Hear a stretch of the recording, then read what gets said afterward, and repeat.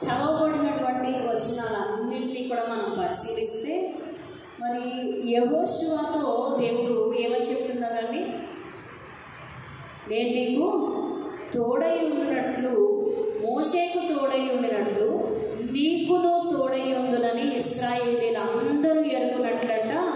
నేడు వారి కన్నుల ఎదుట నిన్ను గొప్ప చేయ మొదలు పెట్టెదను. హల్లెలూయా, హల్లెలూయా, హల్లెలూయా. వాక్యం చదివిన వెంటనే నాకు కన్నీళ్ళు వచ్చినాయి. ఎందుకు అంటే దేవుడు ఏర్పాటు చేసుకున్న తర్వాత విడవడు అనేది నాకు అర్థమైంది. ఏమంటున్నాడు ఇక్కడ యెహోషువతో దేవుడు అంటే, నేను మోషేకు తోడై ఉన్నాను, ఇప్పుడు నీకు కూడా తోడై ఉన్నాను. అది నీవు గ్రహించడము, నేను మాట్లాడడము, నువ్వు వినడము, నువ్వు అడగడము దేవుడి నుంచి తీసుకోవడం కాదు. నేడు వారి కన్నుల ఎదుట నేను నిన్ను గొప్ప చేయ మొదలు పెట్టేదను అన్నాడు. హల్లెలూయా.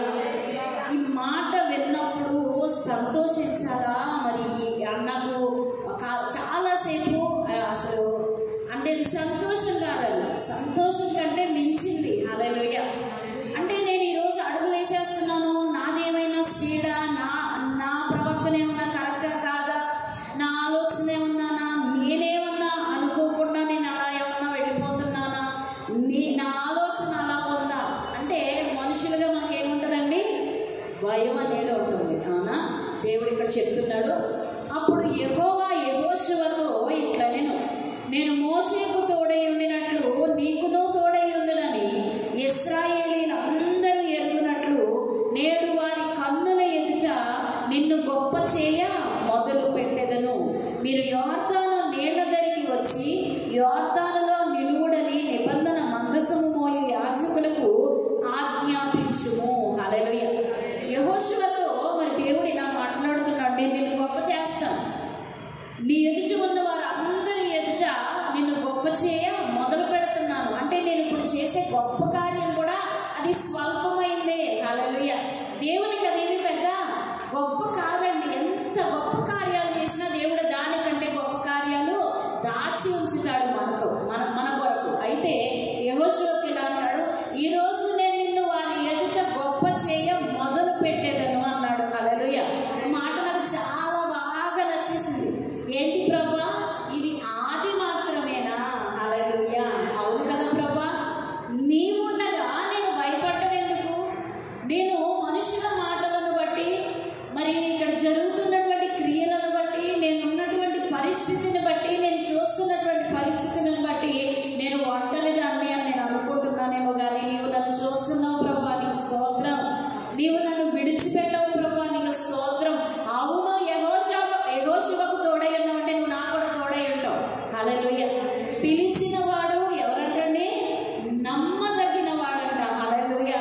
ఈరోజు మనల్ని పిలిచిన దేవుడు మనల్ని ఒట్టిగా వదిలేసే దేవుడు కాదు. మాట చెప్పి బరిలోకి దింపి నిన్ను విడిచిపెట్టి పారిపోయి దాకోవాల్సిన అవసరం ఆయనకి లేదు. హల్లెలూయా. మనుషులు చేస్తారు ఎలాంటి పనులు, కొంటేవాళ్ళు చేస్తారు ఎలాంటి పనులు, మరి కావాలని చేసేవాళ్ళు ఉంటారు చాలా మంది. అయితే దేవుడు అంటున్నాడు ఈ రోజున, నాకు దేవుడు బయటకు వచ్చిన దానిని బట్టి నేను చాలా దీవించబడ్డాను. అవును ప్రభా, నీ ద్వారా నేను నీ కార్యములను వివరించడానికి నన్ను ఎన్నుకున్నావు ప్రభా, చాలు, దేన్నైనా స్వీకరించడానికి నేను రెడీ ప్రభా. హల్లెలూయా. ఎంత ధైర్యం అంటే దేవుని వాక్యంలో, ఎంత సంతోషం అంటే దేవుని వాక్యంలో, ఒక్క మాట చాలు, దేవుని మాట. హల్లెలూయా. ఈరోజు మనకున్న పరిస్థితి మనల్ని అణగదొక్కాలని చూసినా దేవుని వాక్యము మనల్ని అలల వలె పైకి లేపుతుందంట. హల్లెలూయా. అణగదొక్కడానికి కాదు, నిన్ను వదిలేయడానికి కాదు, నిన్ను నిందల పాలు చేయడానికి కాదు, నీకు జీవితం లేకుండా చేయడానికి కాదు. నేను నిన్ను పిలుచుకున్నది నా ద్వారా నా మహిమను నీకు, నీ ఎదుట ఉన్న వారికి నేను తెలియచేయడానికి. హల్లెలూయా, హల్లెలూయా. యెహోషువను పిలుచుకుని ఒక మాట చెప్తున్నారండి ప్రభు. ఏమని చెప్తున్నారు దేవుడు అంటే, యెహోషువా, నేను మోషేకు కూడా ఇలాగే తోడై ఉన్నాను. హల్లెలూయా. ఎలా తోడై ఉన్నాడంట? నేను నీకు తోడై ఉండి నేను నిన్ను నడిపిస్తానని వాగ్దానం చేశాడు మోషేతో. మరి ఇక్కడ దేవుడు చెప్తున్నాడు యెహోషువతో, అప్పుడు యెహోవా యెహోషువతో ఇట్లా నేను మోషేకు తోడై ఉండినట్లు నీకును తోడై ఉందునని ఇశ్రాయేలీయులందరూ ఎరుగునట్లు. హల్లెలూయా. ఎవరు ఎరుగునట్లంటండి? ఎవరు తెలుసుకోవాలంట? ఎవరు తెలుసుకోవాలి? మొదటిగా ఎవరు తెలుసుకోవాలి? ఆయన నిలబెట్టుకున్నారు అనే విషయము మరి నిలబడినటువంటి వారి ఎదుట ఎవరున్నారో వారందరికీ దేవుడు తెలియజేస్తాడంట. హల్లెలూయా. ఈరోజు నా బాధ్యత అయిపోయింది ప్రభా, ఏం కాదు, నువ్వు నన్ను నడిపిస్తావు, ధైర్యం వస్తుందా లేదా? ఈ మాట విన్నప్పుడు ఎంత సంతోషం, ఎంత ఆధిక్యత. అవును కదా ప్రభా, నిన్ను చూస్తా, నిన్ను పక్కన పెట్టుకుని నీవు లేనట్లుగా నేను ఎందుకు ఆలోచిస్తున్నాను? లేదు, డబ్బు లేకపోవచ్చు, ధైర్యం లేకపోవచ్చు, మరి నాకంటూ ఏమీ నా పేరు మీద ఏమీ లేవు. ఏదన్నా మరి సగం కట్టేసి ఈరోజు ఏ ధైర్యంతో నువ్వు ఇంత ముందడుగేస్తున్నావు అని ఇంట్లో ఉండి అడుగుతుంటే ఒకటే మాట చెప్పాను, నా దగ్గర సమాధానం లేదు. హల్లెలూయా. ఇప్పుడు ఇక్కడ నవ్వుతున్నామండి, కరెక్టే. అక్కడ సమాధానం చెప్పే సందర్భంలో ఎలా ఉంటుందో ఒకసారి ఆలోచించండి. ఎలా ఉంది అంటే, నా దగ్గర సమాధానం లేదు, మరి ఇది ఎలా సాధ్యం అంటే దేవుడు సమాధానం ఇస్తాడు. నా దగ్గర లేదు కానీ దేవుడి దగ్గర ఉంది. అవును, నేను ఇల్లే కానీ నా దేవుడి ఇల్లు. అప్పుడు వచ్చిందండి ఈ మాట ప్రతి నిమిషం నా నోట్లో దేవుడిని స్తుతించడానికి ఉపయోగిస్తున్నాను. హల్లెలూయా. అవును, శూన్యంగా ఉన్న నన్ను దేవుడు ఈ రోజే గొప్ప చేయ మొదలు పెట్టాడని వాగ్దానం చేశాడు. నేను నమ్ముతున్నాను. ఈరోజు మన జీవితంలో మనకు ఎదురయ్యే ప్రతి పోరాటంలో, మనం కలిగి ఉన్న శ్రమలో, మనం పెడుతున్నటువంటి నింద, అవమానము, మరి భరించలేనటువంటి శత్రువు యొక్క పన్నాగముల నుంచి ఈరోజు మన జీవితం విడుదల లేదు అన్న సందర్భంలో నీవు ఉన్నట్లయితే దేవుడు నీతోనే మాట్లాడుతున్నాడు. నేను నీకు తోడై ఉన్నాను, భయపడకు. హల్లెలూయా.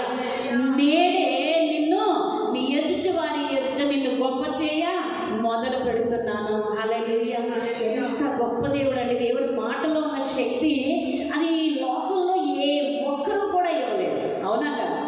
ఈరోజు మా భర్త వచ్చి, అమ్మ నేను నీకు ఇంత సాయం చేస్తాను అన్న కూడా నాకు సంతోషం కాదు. మిగతాది ఎవరు చేస్తారు అంటావా లేదా?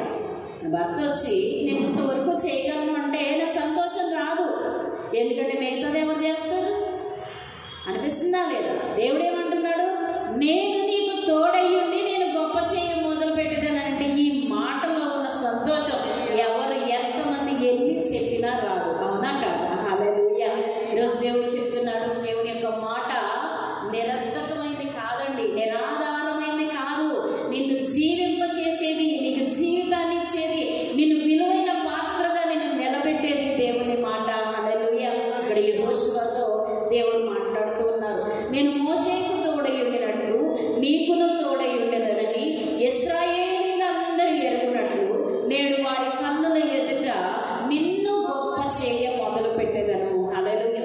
ఇక్కడ ఉన్నటువంటి ఏ ఒక్కరైనా మీ పరిస్థితి ఏదైనా కానివ్వండి, ఈరోజు దేవుడు ఒక వాగ్దానం చేస్తున్నాడు, నిన్ను గొప్ప చేయ మొదలు పెట్టేదను అని అన్నాడు. మీ సందర్భం ఏదైనా అవ్వండి, మీ పరిస్థితి ఏదైనా కావాలి, జాబ్ కోసం కావచ్చు, మీకున్నటువంటి పరిస్థితులన్నీ కూడా మీకు అనుకూలంగా మారాలనే ఆశ మీలో ఉండొచ్చు. మీ పరిస్థితి, మీ అవసరత ఏదైనా కావచ్చు, మరి దేవుడు నిన్ను గొప్ప చేయ